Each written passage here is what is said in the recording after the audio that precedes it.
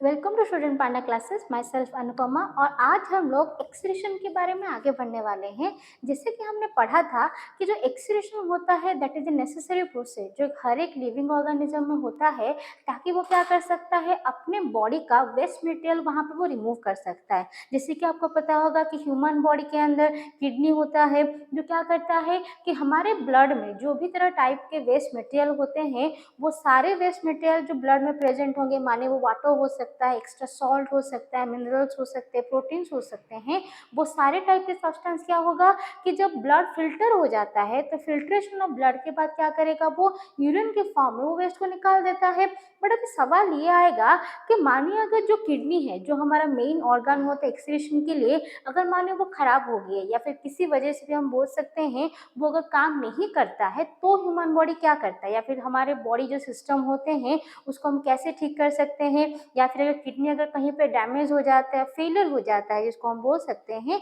तो वो केस में क्या होता है। तो आज हम पढ़ने वाले हैं कि what happens if kidney is unable to filter the blood. मतलब कोई वजह से भी अगर किडनी फेलियर हो गया और अपना जो ब्लड फिल्ट्रेशन मेथड है अगर वो ठीक से कर नहीं पा रहा है, तो ऑर्गेनिज्म में क्या होता है। तो आज हम पढ़ने वाले हैं मेथड जिसको हम क्या बोलेंगे, हेमोडायलिसिस। तो हेमोडायलिसिस क्या है। सो हेमोडायलिसिस एक आर्टिफिशियल मेथड है जहाँ पे हम बोल सकते हैं कि bye the help of machine in case of kidney failure, जब हमारा ब्लड वहाँ पे प्यूरिफाई होता है, मतलब ब्लड यहाँ पे जाएगा ये मशीन के अंदर, और फिर मशीन के अंदर जाने के बाद ब्लड क्या होता है, आर्टिफिशियली अगर प्यूरिफाई होता है, then the method is called haemodialysis. और उसमें से आपको पता होगा कि हेम का मतलब जनरली हम क्या पढ़ेंगे, आयरन, जो कहाँ पे प्रेजेंट होता है, ह्यूमन ब्लड के अंदर। और डायलिसिस का मतलब हम बोल सकते हैं कि जो लिक्विड मीडियम हमारे ब्लड के अंदर प्रेजेंट है उसको वो क्या करते हैं, डायलाइज करेगा। डायलाइज का मतलब होता है उसमें से उसको फिल्टर करके हार्मफुल सब्सटेंस और यूजफुल सब्सटेंस को वहाँ पे वो सेपरेट वहाँ पे कर सकता है। तो अभी क्वेश्चन आता है, ये जो हेमोडायलिसिस है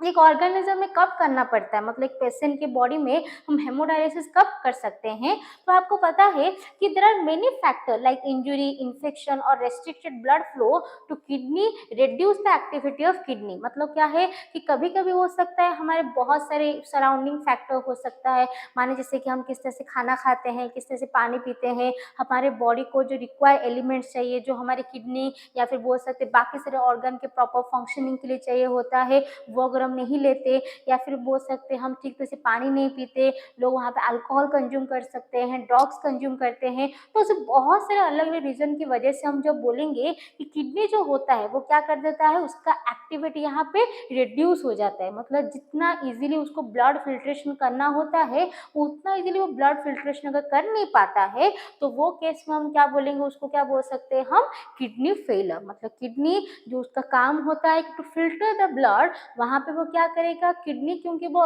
एफिशिएंसी अपना खत्म कर देता है, धीरे धीरे वो वहाँ पे फिल्ट्रेशन कैपेसिटी ये बहुत सारे वजहों की वजह से वो ठीक से कर नहीं पाएगा, जो कंडीशन को हम क्या बोलते हैं वहाँ पे किडनी फेलियर हो गया। तो किडनी फेलियर की वजह से आप देखेंगे यहाँ पे क्या होगा कि दो जो हमारे बीन शेप्ड ऑर्गन जो हमारे एब्डोमिनल एरिया में प्रेजेंट है, वो दो किडनी क्या करेंगे ना, वो ब्लड फिल्ट्रेशन कर पाएंगे ना, फिर वो ब्लड को फिल्टर करके जो यूरिन निकलते हैं हमारे बॉडी में, वो यूरिन के through maximum amount of waste product हमारा वहाँ पे निकाल सकते हैं। तो अभी हम देखेंगे तो इसके रीजंस क्या क्या होते हैं, किस तरह के, तो वहाँ पे साइड इफेक्ट क्या क्या है। So in case of any reason अगर हमारा किडनी अगर फेलियर हो जाता है, मानिए वो किडनी प्रॉपर जो ब्लड फिल्ट्रेशन करना होता है वो ठीक से कर नहीं पाएगा, तो वहाँ पे क्या होगा, तो लिखा है it leads to accumulation of poisonous waste in the body, waste and the body which may leads to death. मतलब अगर मानिए जैसे कि हमने कल पढ़ा था कि अगर मानिए कि हमारे घर पे कचरा हो जाता है तो हमें क्या करना पड़ता है, वो कचरे को जैसे बाहर फेंकना पड़ेगा।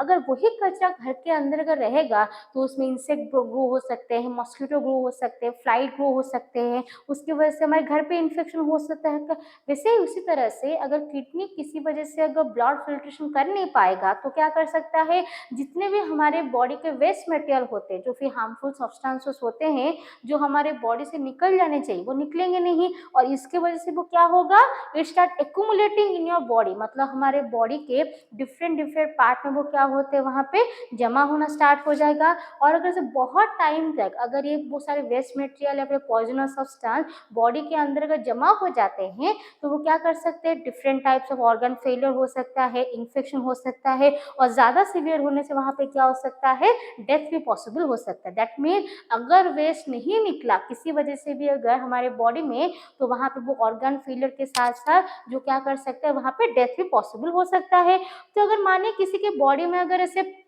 पॉइजनस सब्सटेंस अगर एक्यूमुलेट हो गए तो वहाँ पे क्या लिखेंगे, तो देखिए लिखा गया है कि जैसे कि माने कि हमारा यहाँ पे ब्लड तो यहाँ पे आ रहा है, लेकिन क्योंकि किडनी फेलर है तो अभी क्या नहीं कर सकता, वो किडनी के अंदर तो नहीं जा सकता, तो वो क्या करता है ग्रेजुअली हमारे डिफरेंट बॉडी पार्ट में क्या होगा, ब्लड वेसल के थ्रू से ट्रांसपोर्ट होके जाएगा। क्योंकि कोई किडनी का रोल ही नहीं है तो ना वो किडनी ब्लड को फिल्टर करेगा, ना यहाँ पे यूरिन फॉर्मेशन करेगा, ये प्रोसेस पूरा यहाँ पे बंद हो जाते हैं। तो जो भी वेस्ट मटेरियल ब्लड में से पास करेंगे वो क्या करेंगे, डायरेक्टली हमारे डिफरेंट ब्लड वेसल में से जो ट्रांसपोर्ट होके जाएंगे वो होता है आपका main reason for the accumulation of waste material in the different parts of body, जिसके वजह से जो पॉइजनिंग सब्सटेंस, जो हार्मफुल सब्सटेंस हमारे बॉडी के कुछ पार्ट में पहले प्रेजेंट था, अभी वो क्या होगा कि अलग अलग पार्ट में वहाँ पे डिस्ट्रीब्यूट हो जाएगा, जिसके वजह से पॉइजनिंग या फिर धीरे धीरे वहाँ पे क्या हो जाता है, वहाँ पे बढ़ जाता है। तो उसके साथ साथ हम देखेंगे जब ये वेस्ट मटेरियल यहाँ पे एक्यूमुलेट हो जाते हैं तो हमें क्या करना पड़ता है।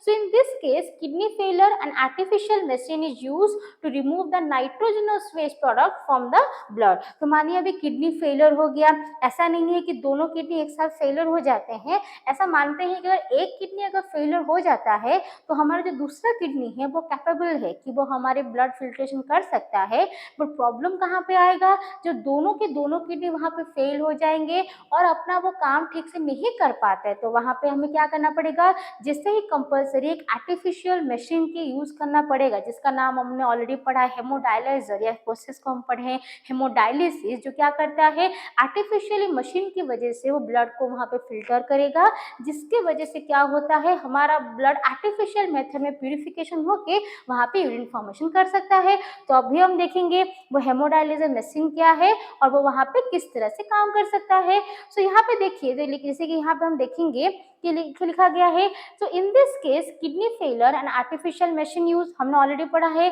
सो यहाँ पे हमारा एक फोटो आ गया जहाँ पे आप देख सकते हैं कि कैसे यहाँ पे हेमोडायलिसिस कैसे होता है और वो किस तरह से ब्लड फिल्ट्रेशन कर सकता है। तो आप यहाँ पे देख सकते हैं जैसे कि यहाँ पे एक पेशेंट लेटा है जिसका किडनी फेलियर हो गया है, तो वहाँ पे वो क्या देखेंगे कि इसके साइड में ऐसे एक बड़ा सा मशीन यहाँ पे प्रेजेंट है जिसको हम क्या बोलेंगे, हेमोडायलिसिस मशीन। मतलब ये मशीन क्या करेगा, अभी आर्टिफिशियल मेथड में ब्लड को वहाँ पे फिल्टर करेगा, जो हमारे ब्लड को फिल्टर करने के बाद यहाँ से ब्लड में जो वेस्ट मटेरियल होते हैं वो सबको रिमूव कर देता है और यूरिन फॉर्मेशन के लिए हेल्प करेगा। तो अभी क्वेश्चन आता है कि यहाँ पे ब्लड फिल्टर होगा कैसे, क्योंकि ये तो ह्यूमन बॉडी के अंदर ब्लड होता है, वो मशीन के अंदर ब्लड आएगा कैसे, जिसके वजह से वहाँ पे ब्लड फिल्टर होगा। तो यहाँ पे ब्लड क्या करना पड़ता है, जैसे कि हम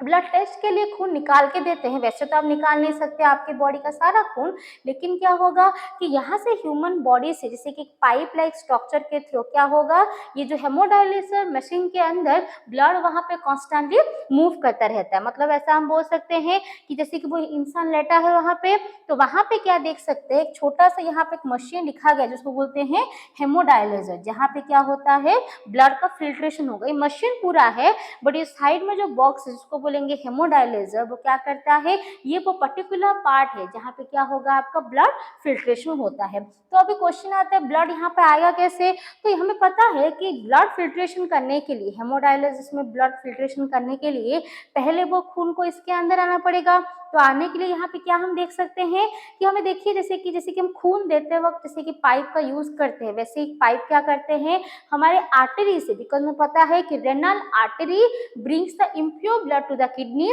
और renal vein takes away the impure blood to the body. तो वहां पर हम क्या करेंगे, आर्टरी से जो हमारा इम्प्योर ब्लड होता है वो आर्टरी से क्या करते हैं, वो इम्प्योर ब्लड को हम कलेक्ट करेंगे और वो आर्टरी क्या करेगा, ये खून को कहाँ पे छोड़ देता है, ये हेमोडायलिसिस मशीन के अंदर छोड़ देगा, बिकॉज में पता है कि हेमोडायलिसिस वो मशीन है जहाँ पे ब्लड फिल्टर होता है। तो यहाँ पे जब वो पाइप लाइक स्ट्रक्चर के थ्रू यहाँ पे खून आ जाता है, अभी वो खून कहाँ पहुँच गया आपके हेमोडायलिजर के अंदर, तो यहाँ पे होगा क्या, तो हम देखेंगे कि जब आर्टरी से खून यहाँ पे हेमोडायलिजर में आ जाता है, वो धीरे धीरे क्या करेगा, वहाँ पे वो उसको फिल कर देगा। फिर फिल करने के बाद यहाँ पे जो केमिकल्स होते हैं वो केमिकल क्या करेंगे कि वेस्ट, ये जो ब्लड है मतलब ये जो खून यहाँ पे प्रेजेंट है, वो खून से क्या करेंगे, यूजफुल सब्सटेंस और क्या करते हैं यहाँ पे जितने भी आपके हार्मफुल सब्सटेंस होते हैं वो सबको वो क्या कर देगा, यहाँ पे सेपरेट कर देगा, जैसे कि हमारा किडनी में होता था। तो यहाँ पे जो ब्लड यहाँ पे आ जाते हैं, हमने क्या पढ़ा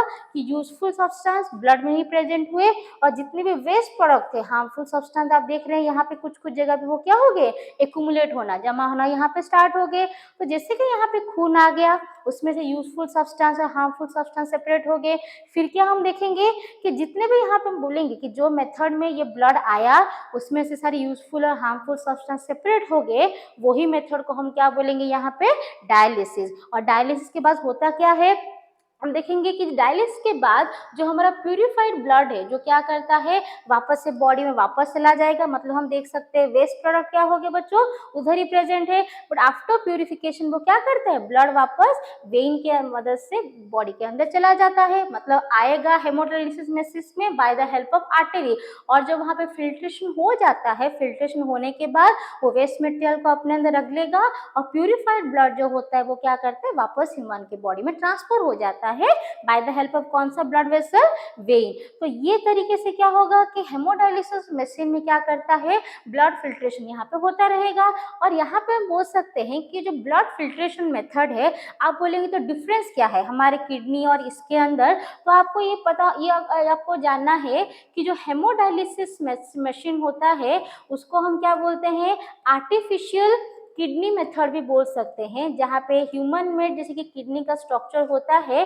वो क्या करेगा, हमारे नॉर्मल किडनी से वहाँ पे क्या करता है, सिमिलर काम करता है for the filtration of blood. बस उसमें डिफरेंस भी क्या है, आप बोलेंगे क्या क्या डिफरेंस होगा, अभी एक एक पॉइंट हम करके बोलते हैं। तो किडनी जो होता है अब वो क्या करता है, हमारे बॉडी में ब्लड को फिल्टर करता है, तो हम बोलेंगे यहाँ पे भी तो वही ब्लड फिल्ट्रेशन होता है, ठीक है, हाँ। तो ये दोनों स्टेप क्या है, दोनों में कॉमन है कि they both filters blood. Second हम बोलेंगे कि यहाँ पे भी क्या करते हैं, हमारे वेस्ट मटेरियल जो होते हैं, जितने भी हमारे बॉडी के वेस्ट मटेरियल होते हैं यहाँ पे सेपरेट हो जाते हैं। और similarly in artificial kidney also यहाँ पे क्या होते हैं, हमारे वेस्ट मटेरियल भी वहाँ पे क्या हो जाते हैं, रिमूव हो जाते हैं। तो इसमें डिफरेंस क्या है, सो डिफरेंस आपका ये है कि नेचुरल किडनी हमारी बॉडी में एक प्रोसेस होता है जिसके बारे में हमने पढ़ा था, जिसको हम क्या बोलेंगे, री एब्जॉर्प्शन। तो रीअब्जॉर्प्शन का मतलब है कि जैसे कि हमने पढ़ा था कि नेफ्रॉन के अंदर जब वहाँ पे ब्लड वहाँ पे वेस्ट मटेरियल के साथ या फिर बोलेंगे वेस्ट मटेरियल जब वो ट्यूबवेल के अंदर पास करता था तो यूजफुल सब्सटेंस क्या होते थे, वापस से हमारे ब्लड के अंदर क्या हो जाते हैं, वहाँ पे ऑब्जॉर्व हो जाते थे। मतलब नेचुरल किडनी में ये रीअब्जॉर्प्शन मेथड होता है। और जहाँ पर हम बात करेंगे ये जो हेमोडायलिसिस मशीन में ना, फिर यहाँ पे कोई रीअब्जॉर्प्शन पोस्ट मत लिखेंगे, here no reabsorption, that means यहाँ पे ब्लड बस क्या करेगा, अपने वेस्ट मटेरियल से इसको अलग तो कर देता है, बट इसके अंदर कोई ऐसा रीअब्जॉर्प्शन मेथड, मतलब वेस्ट मटेरियल वापस से जो यूजफुल होंगे वो सब क्या होते हैं, बॉडी के अंदर वापस से आते नहीं है। तो ये आपका एक क्वेश्चन आता है, what is the difference between the natural kidney, और एक आता है आपका आर्टिफिशियल किडनी। तो दोनों में क्या हम देखेंगे, ब्लड फिल्ट्रेशन होता है, वेस्ट मटेरियल रिमूव होते हैं, बट उसमें डिफरेंस बस क्या है कि natural kidney can perform reabsorption method, जहाँ पे वो वेस्ट मटेरियल से जितने भी यूजफुल सब्सटेंस होते हैं बॉडी के अंदर वापस से ऑब्जर्व हो जाएगा। वेयर जो हमारा आर्टिफिशियल किडनी होता है, वो आर्टिफिशियल किडनी क्या करेगा, ये रीअब्जॉर्प्शन प्रोसेस को ठीक से वो परफॉर्म नहीं कर पाएगा। तो ये आपका आता है main difference between artificial kidney and natural kidney. तो अभी हम पढ़ने वाले हैं कि जैसे कि एनिमल में किडनी होता है जो ब्लड फिल्ट्रेशन के लिए हेल्प करेगा, या फिर इन केस ऑफ किडनी फेलियर वो कैसे वहाँ पे हमारे बॉडी में ब्लड फिल्ट्रेशन होता है। तो अभी हम पढ़ने वाले हैं कि जो प्लांट्स होते हैं, मतलब लिविंग मतलब नहीं तो सिर्फ एनिमल होते हैं, हमारे आसपास बहुत सारे प्लांट्स होते हैं। तो अभी हमारा क्वेश्चन यह है कि डू प्लांट एक्सक्रीट, मतलब क्या प्लांट भी वेस्ट मटेरियल निकालते हैं, बिकॉज हम डेफिनेशन में पढ़ते हैं कि all living organism remove the waste material. तो प्लांट भी तो लिविंग है, तो प्लांट भी क्या एक्सक्रीशन करता है या नहीं, तो इसका आंसर होगा हाँ, क्योंकि जितने भी लिविंग ऑर्गेनिज्म होते हैं अगर उनके बॉडी में कोई भी सब्सटेंस का यूज अगर होगा, कभी भी 100% सब्सटेंस बॉडी में यूटिलाइज नहीं हो सकता है, तो बाकी सारे जितने भी सारे चीजें होते हैं, जैसे कि मानो प्लांट का बॉडी हो, एनिमल का बॉडी हो, या फिर कोई एमोइबा एक यूनिसेलुलर ऑर्गेनिज्म का भी बॉडी होगा, तो वो वहाँ पे क्या करता है, वो वेस्ट मटेरियल को वहां से रिमूव कर देता है। तो अभी हम पढ़ने वाले हैं कि जो प्लांट के बॉडी में ये जो एक्सक्रीशन होगा, मतलब वेस्ट मटेरियल जो रिमूव होता है, वो किस तरह से यहाँ पे हो सकता है। तो यहाँ पे हम देखेंगे जैसे कि एक क्वेश्चन जैसे कि हमारा पढ़ा कि डू प्लांट एक्सक्रिएट, तो हमने उसका आंसर पढ़ा यस, बट यहाँ पे क्वेश्चन आता है कैसे होता है, या फिर कौन से ऑर्गन प्रेजेंट होते हैं प्लांट के बॉडी में जो एक्सक्रीशन करने के लिए हेल्प करेंगे, या फिर कौन से पार्ट होते हैं जो उसको एक्सक्रीशन करने के लिए हेल्प कर सकते हैं। तो हमारा पहला ये आंसर आएगा कि in plant excretion is very simple, मतलब हमारे बॉडी में ऐसे अलग अलग ऑर्गन्स होते हैं, अलग अलग बॉडी पार्ट होते हैं जो एक्सक्रीशन के लिए हेल्प कर सकते हैं। पर प्लांट के बॉडी में ऐसा कोई स्पेसिफिक ना ऑर्गन है, ना कोई स्पेसिफिक प्रोसेस होता है जो ये वेस्ट मटेरियल को रिमूव करने के लिए वहां पे हेल्प कर सकते हैं। मतलब बहुत ही आसान तरीके से वो क्या करता है, अपने वेस्ट मटेरियल को निकाल देता है। फिर सेकेंड पॉइंट हम क्या देखेंगे कि नो डेफिनाइट एक्सक्रीटरी सिस्टम और ऑर्गन, ना कोई पर्टिकुलर ऑर्गन प्रेजेंट है, ना कोई ऐसे ग्रुप ऑफ ऑर्गन मिलके कोई काम करते हैं जिसकी वजह से क्या होगा कि हमारे बॉडी से वेस्ट मटेरियल निकल जाते हैं। एंड उसके बाद हम क्या देखेंगे कि मानिए कि वेस्ट में अगर कुछ गैसेस अगर निकलते हैं, जैसे कि हमारे बॉडी में हमें पता है